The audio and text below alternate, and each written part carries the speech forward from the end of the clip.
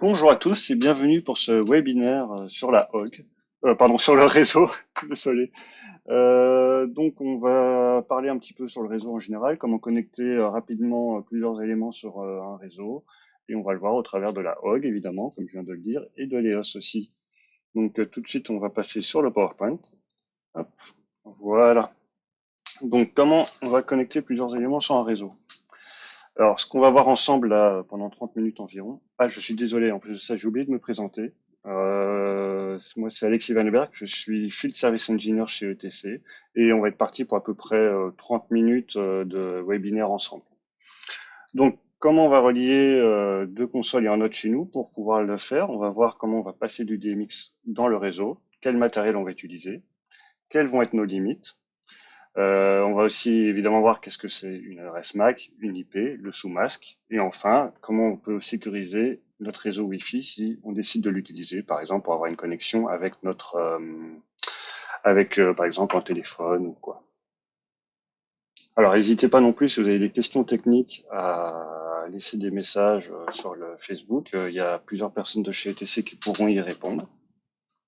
Donc voilà, n'hésitez pas en tout cas. Donc, alors quel est l'intérêt de passer du DMX dans un réseau? Alors déjà, les principaux avantages, c'est suivant ce qu'on va décider d'utiliser, donc les normes ARTNET ou SACN, on va les voir. On va pouvoir en ARTNET diffuser 32 768 univers théoriques en une fois dans le réseau, ou en SACN, on va pouvoir diffuser 63 999 univers de votre console. Toujours théorique, évidemment. Alors quelles sont les principales différences entre le ARTNET et le SACN? Alors déjà, ça va être le nombre d'univers maximum que vous allez pouvoir envoyer. Donc on voit que sur les SACN, vous avez quasi le double, pour pas dire le double. Alors les prises en main vont être un petit peu différentes. Donc le fonctionnement de prise en main, c'est-à-dire si vous avez deux consoles par exemple, donc vous allez avoir une prise en main soit en LTP ou en HTP pour le ARTNET, ce qui veut dire que, hop, excusez-moi, j'ai oublié de faire la transition sur le PowerPoint.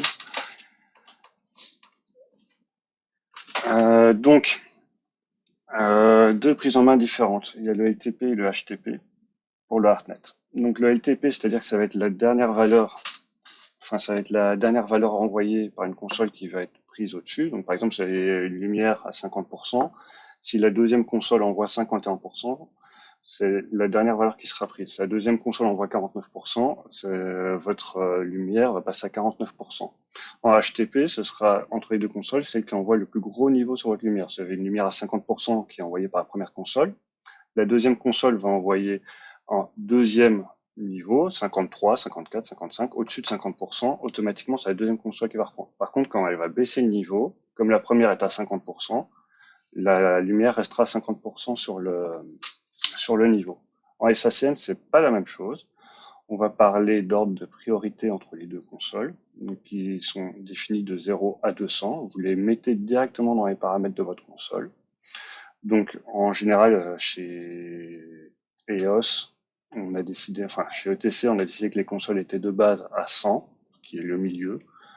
Donc, votre première console, imaginons qu'elle soit sur une priorité de 100, vous allez envoyer une information sur votre lampe qui est à 50%, elle va s'allumer. La deuxième va être à 101, elle va pouvoir, excusez-moi, elle va pouvoir prendre la main, donc elle va pouvoir aussi bien diminuer la lumière de 50% à passer à 0% et aussi bien augmenter la lumière de 50% à 100%, sans souci. Et dès qu'elle s'éteindra, elle ne prendra plus la main sur votre réseau, c'est la première console qui envoie le niveau qui reprendra la main sur votre éclairage. Je ne sais pas si c'était très clair jusque-là. Alors la différence aussi entre le ArtNet et le SACN, c'est que le ArtNet, c'est une licence qui appartient à Artistic License. Ça change pas grand-chose pour vous, c'est libre de droit. Par contre, le SACN, c'est un protocole qui est complètement open source, qui est gratuit, qui est partagé. Voilà. Le ArtNet, c'est un protocole qui est uniquement prévu pour la lumière, tandis que le SACN, c'est un des protocoles qui appartient au SACN. Le SACN peut aussi bien gérer de l'audio, de la machinerie, etc. Ensuite, une grosse diffusion aussi, enfin une grosse différence, pardon, c'est dans la diffusion, c'est-à-dire que le ArtNet, il va broadcaster. Alors maintenant, avec la nouvelle version, il arrive à unicaster, donc c'est-à-dire qu'il va envoyer une seule source ou à tout le monde sur le réseau. tandis que le SACN, lui, d'office, il va pouvoir le faire sur une partie du réseau ou que à une seule personne. Ça, ce sera votre choix. Donc voilà les grosses différences entre le ArtNet et le SACN. Alors ensuite, ce qui va être important quand vous allez construire votre réseau, ce qu'on va voir, c'est le choix des câbles. Il y a différentes catégories de câbles qu'on va pouvoir voir. Donc ces catégories de câbles, en fait, on a commencé par le 5E qui a été les premiers câbles qu'on a mis sur le réseau, donc qui ont à peu près 20 ans. Donc on voit qu'ils ont un débit ici de 100 mégabits seconde, ce qui est assez faible, avec des fréquences 155. C'est les taux de rafraîchissement d'information de votre câble. D'accord. Ensuite, on est passé aux catégories 6, où là on a augmenté 1 gigaseconde. On est passé ensuite au 7, au 7A qui sont les derniers câbles. Donc, le choix du câble va être important, suivant les besoins que vous allez avoir. Si vous allez faire passer que de la lumière en 5E, suffira. On a besoin d'assez peu de données. Si vous allez rajouter de la vidéo, comme ça c'est de plus en plus, beaucoup de données, etc., il va falloir passer directement sur les catégories 6. Vous allez pouvoir avoir beaucoup plus de données qui vont transiter sur le moment, jusqu'à du catégorie 7 pour de la vidéo, qui est assez important. Ensuite, à chaque catégorie de câble que vous allez avoir, vous allez pouvoir ajouter ce qu'on appelle un blindage autour, une protection. Donc, on va dire la plus faible protection, c'est la protection de votre câble en UTP. L'UTP, ça veut dire que il y a juste une couche de plastique autour qui protège vos câbles à l'intérieur. Donc, si vous devez passer à côté d'une prise électrique ou quoi, forcément, comme ce qui passe dans le câble, c'est des informations électriques sous très faible voltage, ça va être tout de suite perturbé. Donc, c'est des câbles qui sont pas du tout blindés. Ensuite, vous avez la première protection qui est le FTP. Donc, en plus de la couche plastique, vous allez avoir une feuille d'aluminium qui va pouvoir déjà protéger un peu des perturbations. Donc, sachant que chaque catégorie de câble, vous pouvez choisir une protection qui va. Ensuite, vous avez donc les protections STP qui, elles, sont des protections en plus paire par paire. Donc, vous avez un meilleur blindage de votre câble. Vous avez moins de chances encore que le FTP d'avoir des perturbations. Et ensuite, vous avez donc le fameux blindage SFTP. Donc, on va partir sur un blindage de tous les câbles comme le FTP. Mais en plus de ça, on rajoute un blindage autour avec comme une sorte de maille métallique qui va prendre toutes les ondes qui pourraient passer le long de votre câble et qui pourraient perturber vos signaux.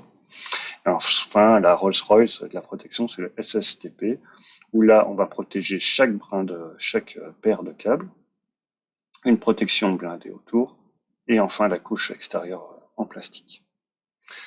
Donc, chaque catégorie de câbles, vous pouvez prendre la protection qui vous va bien. Alors, vous allez me dire, ouais, on pourrait directement acheter le SSTP.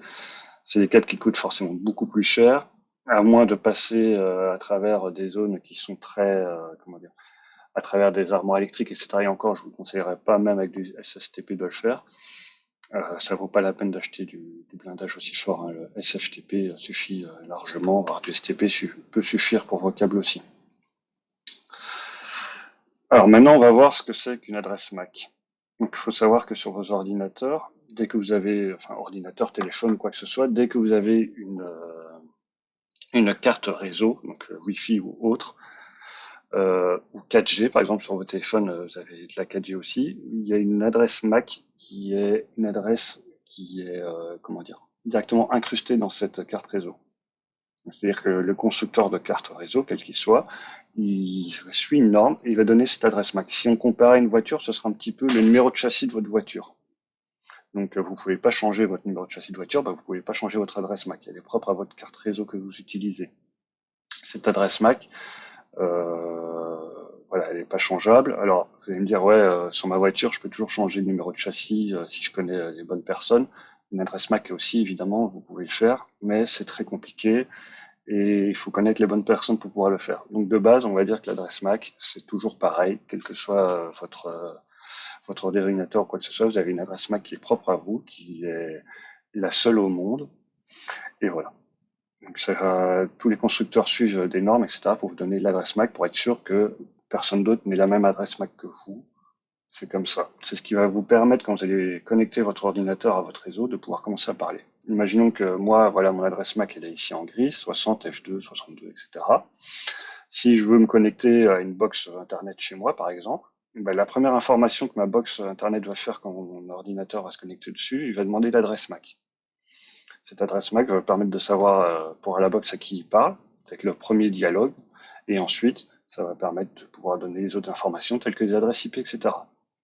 Donc les adresses IP, je vous ai fait une capture d'un écran pour comprendre un petit peu ce que c'est, pour continuer avec la voiture. L'adresse IP, c'est un petit peu comme votre plaque d'immatriculation. C'est comme si vous choisissiez votre plaque d'immatriculation. Mais par contre, on va voir, elle est en 4 parties. Vous avez le 100, par exemple, ici, vous avez 192, 168, 0, 106.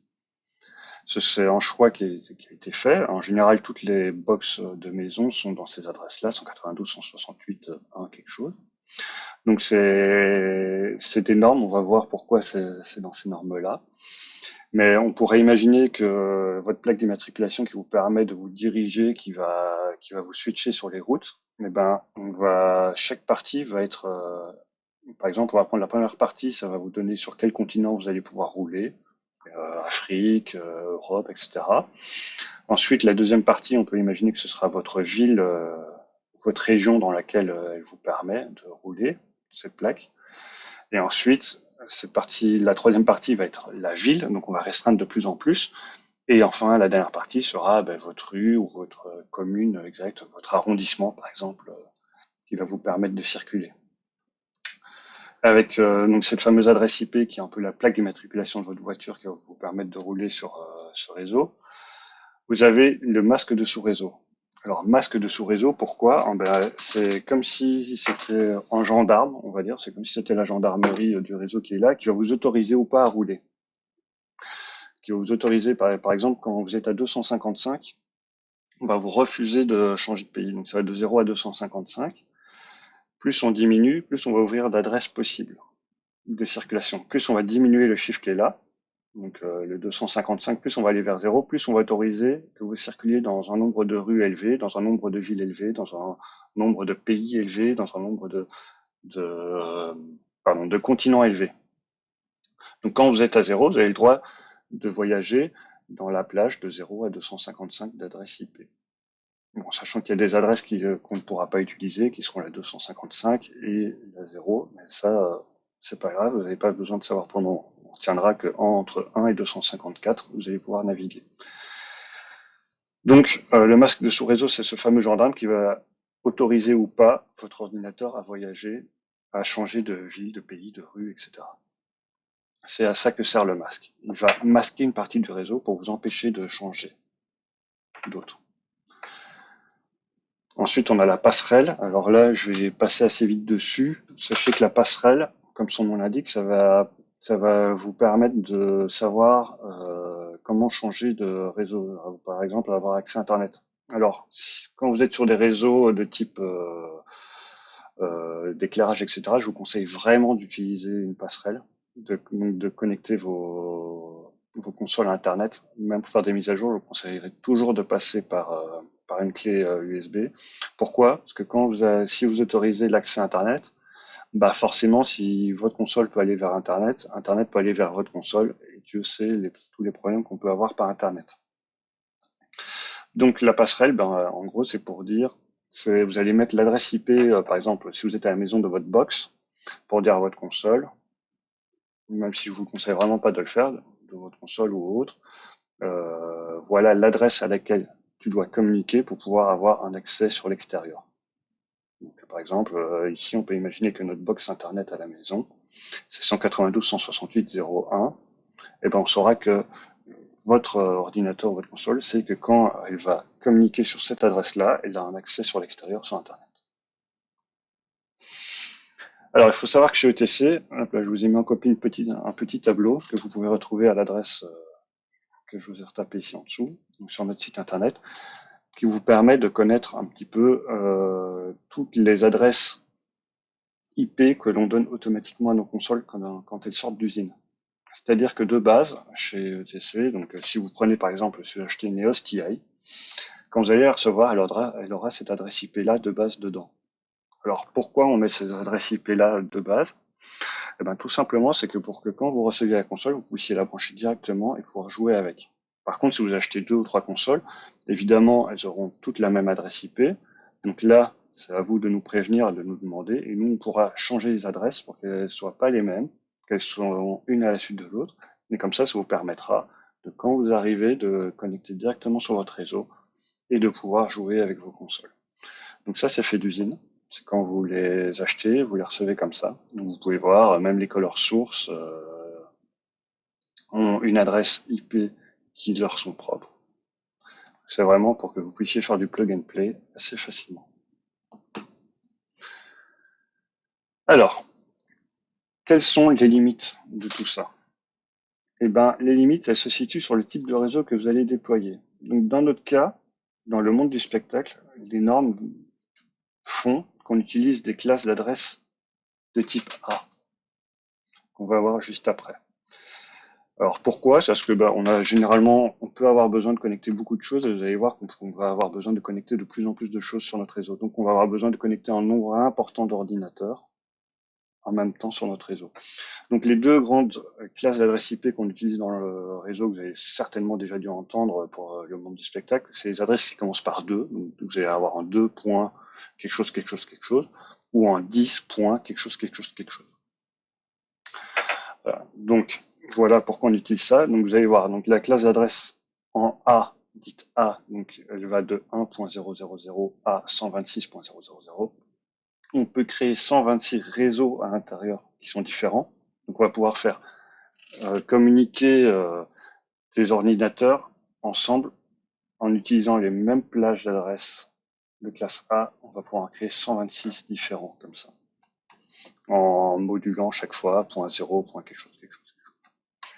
Donc le nombre d'ordinateurs maximum qu'on va pouvoir mettre par réseau, ils sont de 16 777 214 en une fois. Ensuite, on a les classes d'adresse IP de classe B, donc qui commencent par 128.0.0.0 à 191.255.0.0. Donc là, on peut créer 16 384 réseaux différents et on va pouvoir mettre ensemble 65 534 ordinateurs. Alors tout ça, c'est de la théorie, toujours je rappelle, parce qu'on va être limité par nos capacités de switch, etc., par les bandes passantes de réseau, suivant le nombre d'informations qu'on a besoin de faire circuler. Donc retenez bien que c'est théorique. Et enfin, on a ce qu'on appelle les classes C, donc qui est plutôt le réseau domestique, qui lui va permettre de faire beaucoup de réseaux différents. Hein. On voit 2 97 152 réseaux différents. Et sur chaque réseau, on va pouvoir connecter 254 ordinateurs. Donc c'est les fameuses 192.168.1.1 de votre box internet à la maison. Alors, il y a toujours des exceptions dans ces classes d'adresses. Il est possible que dans des mairies qui soient gérées par des informaticiens, etc., vous soyez sur des adresses en 210 quelque chose, quelque chose. Vous inquiétez pas, ça fonctionne très bien. Comme vous voyez, ça rentre dans les classes C.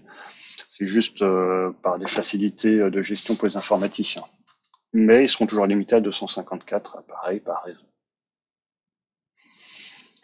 Alors là, on va voir comment on va pouvoir paramétrer donc notre console EOS si on la reçoit. Alors la première chose qu'on va faire dans le menu, c'est qu'on va décocher obtenir une adresse IP automatiquement. Pourquoi?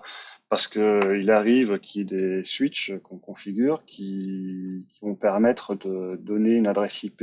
Donc tout ça, c'est un informaticien de faire, ou vous, si vous connaissez vraiment bien, d'aller dans le switch et de dire on utilise telle plage d'adresse IP, etc. Alors j'ai pas dit, mais un switch, c'est un appareil qui va permettre de connecter plusieurs consoles ensemble, ou qui va permettre de connecter plusieurs câbles RJ45 entre nos appareils différents. Et donc ces switches, ils ont une intelligence, donc on va pouvoir les configurer. Donc nous, par principe, on retire les adresses IP automatiques, on veut toujours garder les mêmes plages d'adresses IP pour pouvoir les utiliser.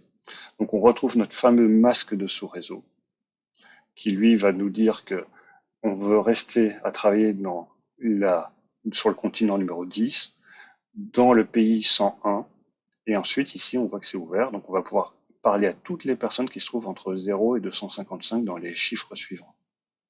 D'accord?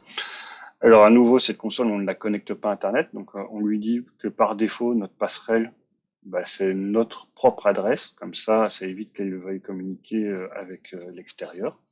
Et enfin, l'adresse physique, donc qui est ce qu'il y a sur votre carte réseau, on voit ici, c'est l'adresse MAC. Alors je vois que j'ai une question aussi qui est arrivée de Yann Keluzuina, désolé pour le nom. Est-ce que le webinaire sera dispo en vidéo après? Alors oui, le webinaire sera complètement disponible sur notre chaîne YouTube ainsi que sur la page Facebook. Vous pourrez la retrouver sans souci.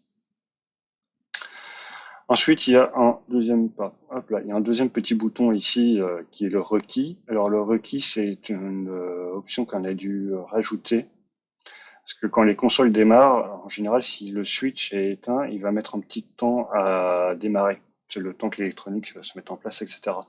Donc en appuyant sur requis, ça permet à ce que la console attende avant de rechercher du réseau. Elle va attendre un petit moment, 2, 3 ou 4 minutes, et comme ça va permettre aux consoles d'attendre et de bien se connecter dessus et de pas ne se mettre en défaut, elles ne se mettront pas en défaut. Voilà, c'est la petite option, c'est bon à savoir si vous avez une iOS dans votre parc et que vous avez parfois des petits problèmes de réseau à cause de votre Switch, par exemple. Hop, vous cochez la case requis, ça va permettre à la console d'attendre que votre Switch soit bien démarré et qu'elle ait bien la liaison que pour commencer à travailler. Ensuite, on a la même chose sur Hub, vous voyez, on trouve alors l'interface un petit peu différente. Donc ici, on a opté pour ce que ce soit le switch ou quelqu'un sur le réseau qui nous donne notre adresse IP. Donc voilà, on obtient une adresse IP en usant donc le DHCP, c'est le fameux moyen de connaître notre adresse, d'obtenir une adresse IP, excusez-moi. Donc ici, l'adresse IP qu'on a obtenue automatiquement, donc là c'est mon ordinateur, il est connecté à la maison en 192.168.1.20, avec un masque qui lui est plus fermé à la maison. On retrouve la fameuse adresse MAC 60 F2 62 de ma carte réseau. On voit ici, donc c'est bien ma carte réseau qui a été sélectionnée. Je suis connecté en sans fil avec une vitesse, etc.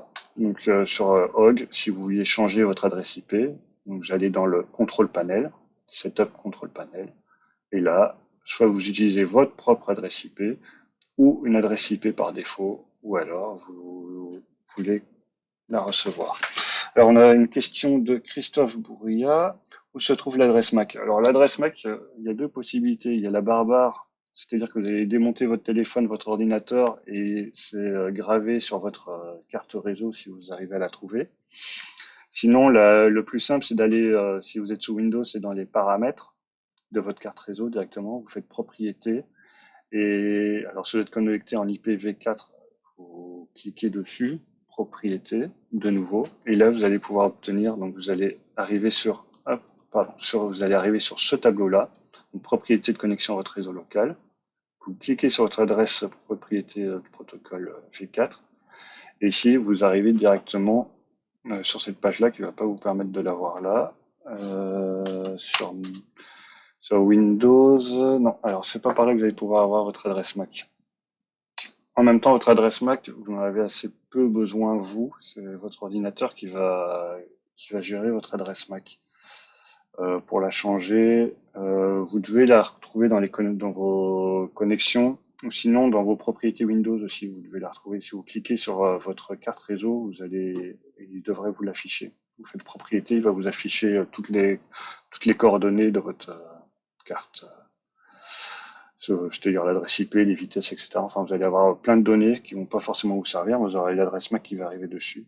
Sinon, il y a un autre programme qu'on utilise qui est plus professionnel et que je vous conseille pas, surtout si vous commencez le réseau, ce qui s'appelle Whiteshark, qui lui va vous permettre d'analyser tout votre réseau. Vous allez avoir toutes les adresses MAC de votre réseau, puisque les ordinateurs, quand ils se connectent dessus, ils commencent par discuter par l'adresse MAC, donc forcément, vous allez tout voir passer. Alors, j'ai une question de Pilou Roy. Est-ce que les HOG ont des adresses IP prédéfinies par AN? Alors non, les adresses ne sont pas prédéfinies par AN. Les adresses de défaut sont 192.168 pour le fixture.net et le HOGNet pareil. Donc quand vous allez recevoir HOG, si vous achetez une console HOG, je vous conseille vraiment de venir dans ce petit onglet-là et de les paramétrer pour être dans les bonnes plages d'adresses. Donc ici, on est sur on va dire la façon la plus facile de faire un réseau. Donc vous avez votre console qui est en régie. Donc je vous ai remis les adresses IP de base de votre console si vous la recevez. Si demain vous la recevez dans votre carton, vous aurez ces consoles IP intégrées dedans. Si vous achetez un node chez ETC, donc ce node-ci, vous aurez cette adresse IP là qui sera intégrée dedans automatiquement. Donc vous n'aurez plus qu'à brancher votre console. Vous pouvez brancher directement une liaison RJ45, donc les fameux câbles de votre choix, dessus. Et votre node, il va sortir vos univers 1 et 2 automatiquement sur les deux prises en façade que vous allez pouvoir envoyer en DMX vers vos machines. C'est la liaison la plus simple, vous n'avez pas de prise de tête, c'est le plus rapide. De base, les masques de sous-réseau sont donc en 255-255, c'est-à-dire qu'on va bloquer les deux premières parties de l'adresse, et puis tout le reste, on va pouvoir communiquer. Vous voyez, là, on est en 92.1, ça n'empêche pas de discuter avec quelqu'un qui est en 50.101 sur les deux. Il faut vraiment pas hésiter. Donc là, c'est le plus facile, on va dire, à faire. Maintenant, on peut un peu compliquer notre réseau.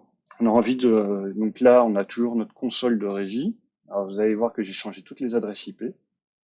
Pourquoi? Je vais vous expliquer dans un instant. Mais donc, il y a notre fameuse console régie qui est présente.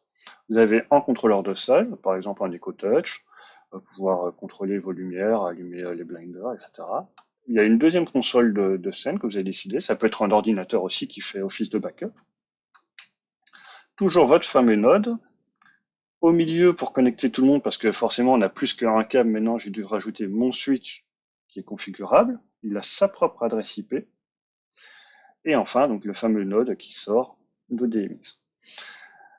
Alors, moi, j'ai décidé de faire une connexion SACN parce que c'est le plus simple. J'avais pas envie de me prendre la tête avec du Hardnet et j'ai envie que tout le monde puisse prendre la main. Donc, j'ai donné des priorités à mes consoles. Ma console de régie, c'est celle que j'ai envie qui ait la priorité en permanence. Donc, je lui ai mis à 199 ou 200. J'aurais pu mettre. Contrôle salle, je l'ai laissé à 100. Et ma console de scène, je l'ai mis à 150. Je veux qu'elle contrôle entre les deux. Si jamais ma console de régie plante, je veux que ma console scène passe quand même au-dessus de mon contrôleur de salle. Si jamais je suis en spectacle. Ensuite, donc, mon fameux switch qui est là, je vais le paramétrer. Alors, pourquoi j'ai fait ce choix d'adresse IP? J'ai décidé de faire ce choix d'adresse IP pour savoir où se situent mes différents éléments dans ma salle. Vous allez très vite comprendre. Tout à l'heure, je vous parlais de pays, continents, villes, etc., suivant la place où ça se situe. Eh ben, j'ai fait exactement pareil là avec mes adresses IP. C'est-à-dire que la deuxième partie, les deux derniers chiffres de mes adresses IP, j'ai décidé de leur donner une position physique. Le 1 qu'on voit ici, la première partie du 1 qui est là ou qui est là, ça va être la régie pour ma part. Donc le switch, je l'ai positionné en régie, donc il est en 1. Ensuite, c'est le matériel, on va dire, le plus important sur mon réseau, c'est lui qui va gérer l'ensemble. Donc je lui ai dit en 1, comme ça, si jamais je branche mon ordinateur quelque part dessus, je sais qu'en tapant 1.1, je vais arriver directement sur ce switch, je vais pouvoir avoir s'il y a un souci. Ensuite, ma console, c'est le deuxième élément que j'ai en régie. Donc je suis toujours à point 1, point 2, c'est mon deuxième élément. Donc voilà pourquoi j'ai séparé. Ensuite, j'ai décidé de faire la partie contrôleur autre sur scène. Donc la partie contrôleur sur scène au sol qui est touchable. Tout ce qui est la partie scène, j'ai décidé de changer en point 2. Donc on 10.101, je ne peux pas y toucher. Par contre, les deux derniers chiffres, comme on voit sur le masque de sous-réseau, j'ai le droit d'y toucher. Donc le point 2, je suis sur scène. Et point 2, c'est mon deuxième élément de mes contrôleurs de scène. La console ou l'ordinateur backup qui serait ici, je l'ai mis en point 1, c'est mon premier élément, c'est le plus important que j'ai. Donc tout ça, ça va me permettre quoi? Ça va me permettre que si jamais un jour j'ai un souci, je regarde le réseau, j'ai un informaticien qui vient m'aider parce que j'ai plein de problèmes, et ben très vite il va pouvoir me dire, attends, j'ai une adresse IP ici 10.101.2.2, j'ai des informations bizarres qui arrivent. Qu'est-ce que c'est? Ben, hop, directement 2.2. 2, c'est la scène. Point 2, c'est mon deuxième contrôleur. Donc, c'est le contrôleur de salle. C'est le moins important. Tac, c'est mon contrôleur de salle. OK, on peut aller voir dessus ce qui se passe. Pareil pour les nodes. Donc là, je l'ai mis en point 3 parce que c'est un node et j'ai décidé qu'il serait sur une perche. Donc 3, ben, c'est tout ce qui concerne mes perches. Et puis point 1, c'est mon premier node. J'aurais mis en deuxième node, j'aurais mis point 3, point 2, point 3, point 4, etc. J'aurais pu continuer autant que je voulais. Donc voilà pourquoi j'ai décidé de renommer comme ça mes adresses IP. C'est juste pour pouvoir retrouver facilement, si j'ai un souci, qui se situe où. Donc le fameux switch, c'est l'organe principal de votre réseau, hein. C'est vraiment, j'ai envie de dire, ce qu'il faut le mieux configurer.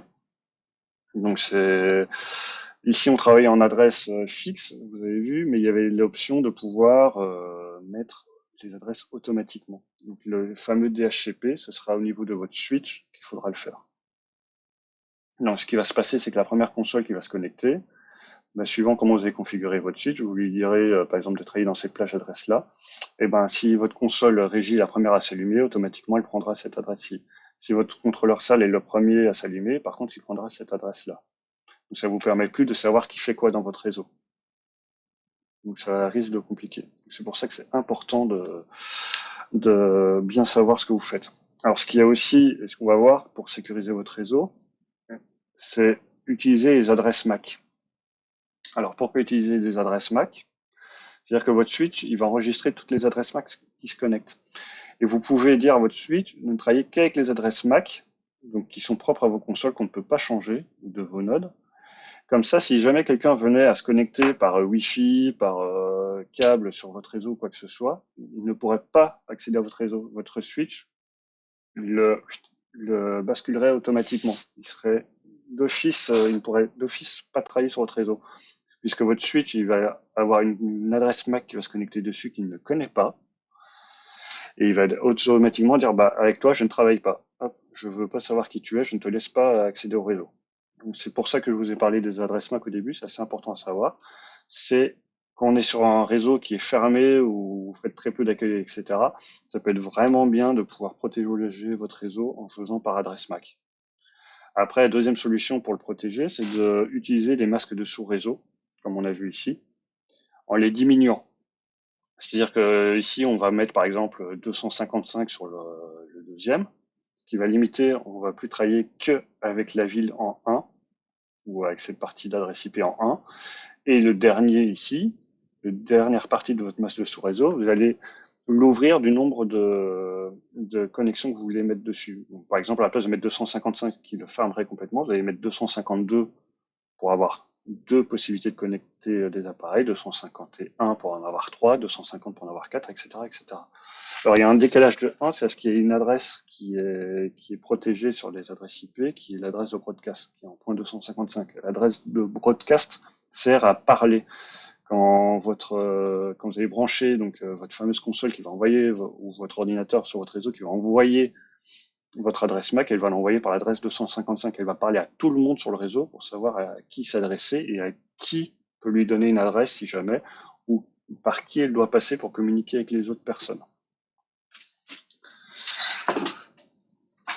Alors ici, donc, j'ai un petit peu comment dire, anticipé cette slide-là. On voit que c'est exactement le même réseau qu'on avait auparavant, sauf que j'ai rajouté une partie Wi-Fi.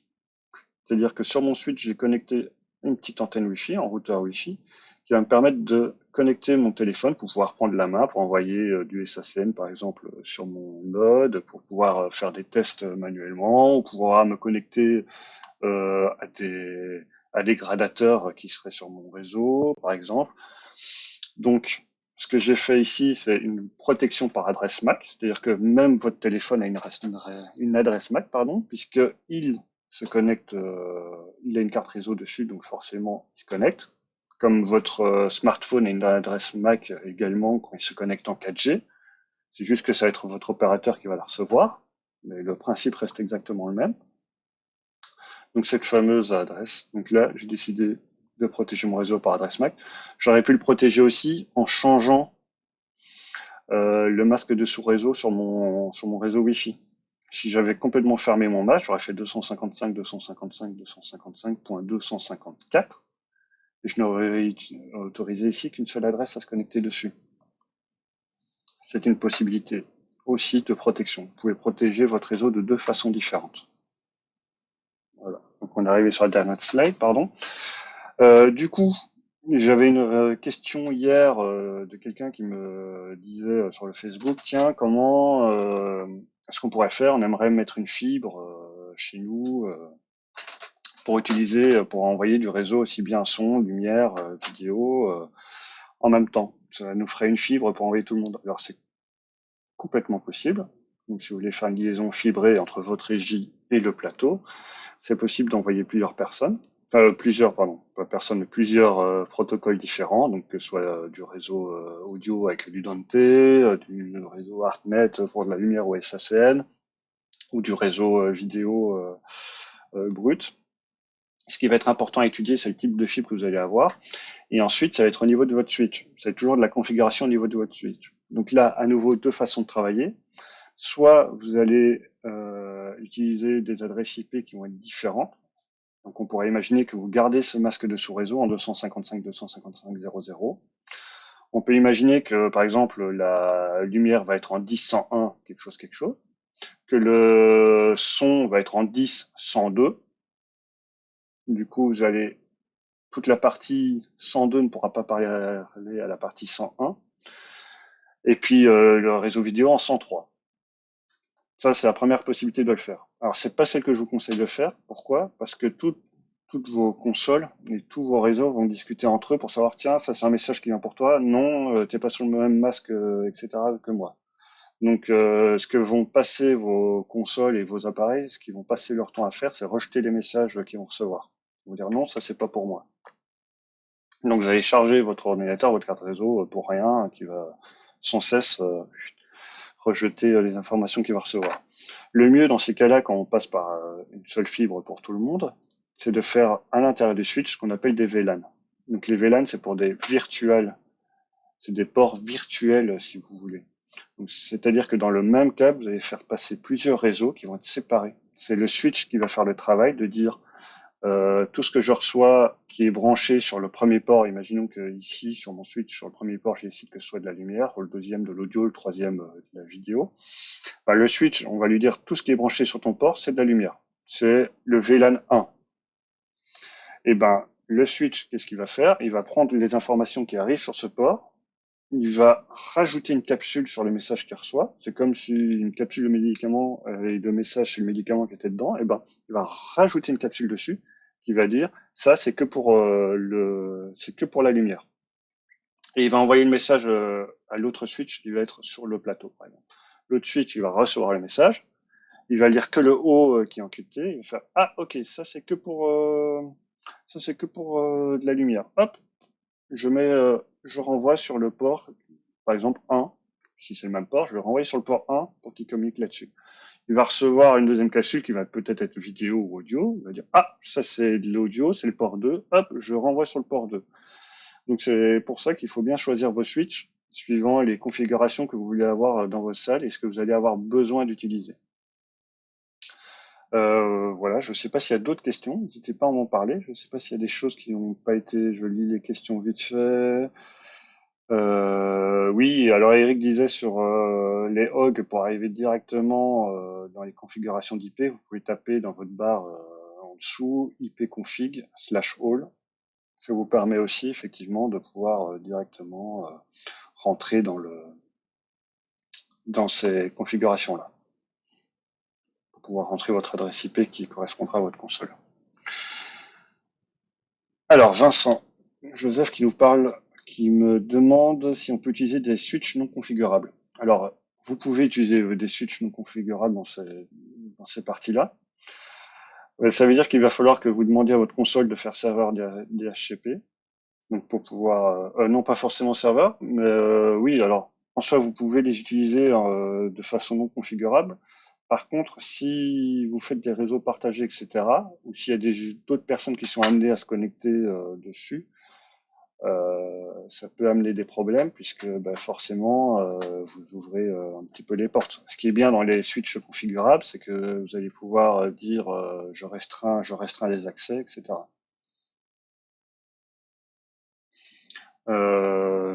Mais évidemment, les switches non configurables, qu'on appelle des routeurs, c'est la différence entre routeur et switch. Routeur, il n'y a pas d'intelligence, il balance les messages à tout le monde, point barre. Le switch, il a une intelligence de pouvoir fermer les ports, etc. Le gros intérêt aussi du switch qui est plus intelligent, c'est que quand vous allez envoyer une information, votre console, par exemple, on va prendre la console qui est ici en régie, elle veut parler au node, ce qui fait je veux dire, le gros du boulot du switch, c'est que quand le switch va recevoir l'information, il va dire, OK, j'ai une information pour, hop là, pardon. Parce que je viens de recevoir une question en même temps, je vais y répondre juste après. J'ai une information qui est pour le node, je sais, c'est dans le message. Ma console, quand elle envoie un message, elle dit, voilà, mon message, il est pour cette adresse IP-là. Quand votre switch il est intelligent, il va lire le début du message, il va dire OK, ce message il est pour le node, ça sert à rien que je l'envoie aux autres personnes sur le réseau, je vais l'envoyer sur le port du node directement. Ça permet de nouveau de ne pas surcharger votre réseau en informations et de surcharger aussi vos autres machines qui elles vont de chaque fois dire ce message n'est pas pour moi, je le rejette. Ce message n'est pas pour moi, je le rejette. Voilà. C'est là aussi une grosse différence qu'il y a sur des switches dits intelligents. Sachant que aussi pourquoi on travaille en adresse 10.101, etc. C'est que vous avez vu, on peut connecter 17 millions théoriques d'appareils.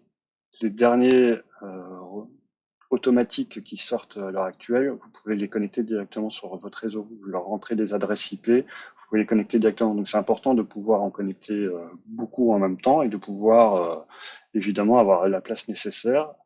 Et dans le même principe, vous pouvez très bien imaginer les configurer par perche, enfin leur mettre des numéros par perche, etc. pour vous y retrouver aussi. Alors j'ai une question de Bertrand Blaillot. D'où viennent les adresses IP en 169? Alors les adresses IP en 169, c'est un choix qui est fait tout simplement par les constructeurs.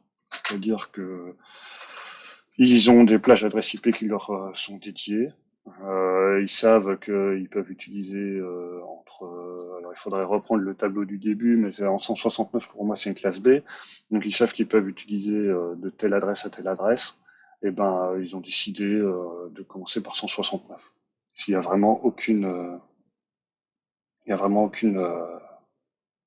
problème là-dessus. Alors j'ai une question de Laurent Aranda. Y a-t-il des compatibilités ou incompatibilités RDM selon les switches? Alors non, le RDM, faut bien s'imaginer que le RDM, il est encrypté dans le DMX. Donc le switch ne posera pas de problème. Le switch, il va diffuser l'intégralité de l'information RDM. Ce qui va poser problème plutôt, ça va être au niveau des nodes. Il faut que vos nodes soient bien compatibles RDM pour pouvoir vraiment avoir le retour d'information que vous allez avoir. Sachant que le RDM, à l'heure actuelle, sur le SACN, il va pas être pris en compte correctement. Il commence à être pris en compte sur le Heartnet. Donc le problème sera pas au niveau du switch, ça va être vraiment au niveau des nodes et de votre protocole d'utilisation que vous allez faire. Alors j'ai une autre question de Jean-Philippe Lagarde. Comment configurerais-tu un réseau où l'on doit pouvoir parler à tous, lumière, son, vidéo, utilisation de QLab par exemple? Alors pour ces questions-là, ça demande pas mal de comment dire, ça demande pas mal de paramètres différents qu'on va devoir prendre en compte, à savoir le nombre d'ordinateurs à qui on va parler, les protocoles qui vont être utilisés, là je vois l'utilisation de QLab par exemple. Donc QLab, il peut gérer du MIDI, il peut envoyer du MIDI, etc. Donc ça demande QLab, ça demande une réflexion aussi. N'hésitez pas à envoyer des messages ou à contacter les services techniques de l'UTC. On est là pour répondre à ce genre de questions et pour pouvoir vous aider et à étudier votre configuration. Donc là, de première vue comme ça, à savoir, ben moi déjà je séparais lumière, son et vidéo. Donc je mettrais des adresses, des plages d'adresses IP différentes pour chaque. Donc je mettrais 10.1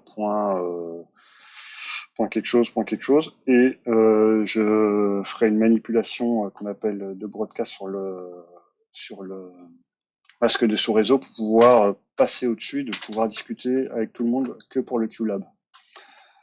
Là, c'est une manipulation qui est un petit peu différente. Donc il faut vraiment voir l'utilisation qu'il y a. Si vous avez besoin de passer que des infos son, lumière, s'il y a vidéo, ou s'il y a plus que ça, par exemple vidéo, s'il y a du débit vidéo à avoir, si c'est de la vidéo pure et pas que des infos de top, etc. à envoyer, faut évidemment complètement le séparer du reste du réseau d'une façon ou d'une autre, soit par les adresses IP, soit par des VLAN. Donc j'ai envie de dire, c'est une question qui amène beaucoup d'autres questions, de savoir comment est votre configuration, ce que vous voulez, si vous allez passer par de la fibre ou pas, si voilà. Donc si c'est deux réseaux différents, si pour envoyer vos top lumière, le QLab il va utiliser du MIDI, donc ça va être un réseau qui va être séparé. Vous pouvez utiliser du MIDI pour envoyer des top sons et pour envoyer de la vidéo aussi. Euh, faut vraiment étudier tout votre besoin pour pouvoir répondre à cette question plus précisément. Mais il y a des possibilités sans souci. Je ne sais pas s'il y a d'autres questions. En tout cas, n'hésitez pas à contacter le service technique pour cette question-là, on se fera un plaisir. On est contactable par téléphone aux heures de bureau, au 01 42 43 35 35, donc 01 42 43 35 35, ou à l'adresse mail techservefrance@etcconnect.com. C'est les deux façons, vous retrouvez ces adresses et ces numéros sur le site web etcconnect.com. Faut pas hésiter à nous contacter, ou sur Google aussi, tout simplement, service technique ETC France. Vous retrouverez toutes ces coordonnées-là sans souci. Je sais pas, j'ai peut-être répondu à toutes les questions. Je sais pas si Jonathan ou Virginie peuvent me faire un signe. Ah!